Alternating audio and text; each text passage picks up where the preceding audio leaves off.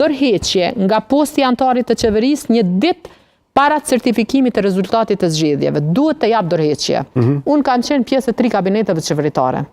Për me shku me bo betimin, atëherë nuk ka pas ligj për qeverinë, ka pas rregullore te Kuvendi të Republikës së Kosovës, dhe atëherë, sikurse edhe sot, ka qenë në fuqinë e 72 i Kushtetutës së Republikës së Kosovës. Dhe më lejo ta them këtë, çfarë thot Neni i 72, thot deputeti i Kuvendit të Kosovës nuk mund të mbajë ndonjë post ekzekutiv në administratën publike ose në ndonjë ndërmarrje në pronësi publike dhe as të ushtroj ndonjë funksion tjetër ekzekutiv, sikurse është përcaktuar me ligj. Dhe me ligj Neni 26 po i thot që duhesh me dhënë dorëheqje një ditë para certifikimit të zgjedhjeve.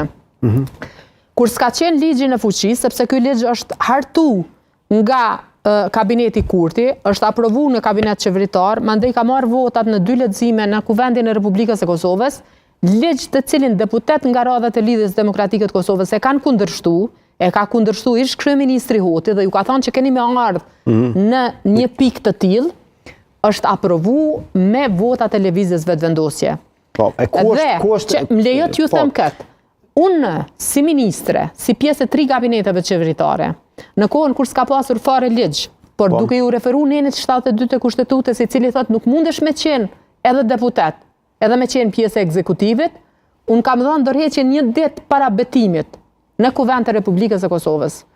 Në vitin 2017, zoti Mustafa, kryeministër në atë kohë, ai nuk ka qenë në listën e deputetëve, dini, ka qenë kryeministër, ai ka mbajtur postin e kryeministrit për shkak se nuk ka qenë deputet. Na ka udhëzuar të gjithë ministrave që t'japim dorëheqje një ditë para betimit. Kemi dhënë dorëheqje, zoti Mustafa ka emëruar ministra në detyrë. Në atë kohë në ministrinë time, Ministrinë e Tregtisë dhe Industrisë, ka emëruar ministrin në detyrë profesor Dr. Valentin Toçin, i cili ka qenë zavendësi imi deri në atë ditë dhe ai ka marrë rolin e ministrit në detyrë. Këta zotrit kanë dhënë dorëheqje, të paktën kështu e kanë deklaruar, kanë nxjerrë. Dhe çush ka mundësi, çush mundesh me shku me mbajt mbledhjet e qeverisë nëse ke dhënë dorëheqje. Për këtë ne kemi bë kallëzim penal. Ose çush mundet me marrë vendime. Për këtë ne kemi bë kallëzim penal, sepse i kemi thënë zotri, sepse Komisioni për verifikim të mandateve zoti Sadiku e ka pranuar dorëheqjen deklarative dhe pse kur s'kemi pa dokument që zonja Haxhiu thotë kam dhënë dorëheqje.